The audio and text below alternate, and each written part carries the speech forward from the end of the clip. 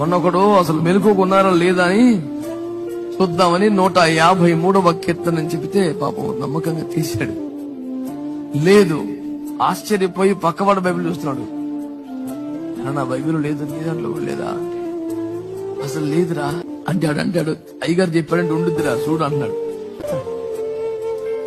ఎంత పిచ్చి పిచ్చి అభిమానం ఏ మనిషి మీద పెంచుకోకండి. ఎవడైనా మనిషే, అంతకని ఎక్కువేం కాదు. పూర్తిగా గుడ్డిగా పిచ్చి పిచ్చిగా నమ్మాల్సింది, ఆధారపడాల్సింది దేవుని వాక్యమే. అప్పుడప్పుడు ఆ మాత్రం మెలకువ కలుగజేయడానికి నేను అలా అంటుంటాను. కనుక నేను చెప్పాను కాబట్టి 153వ కీర్తన ఉండదు.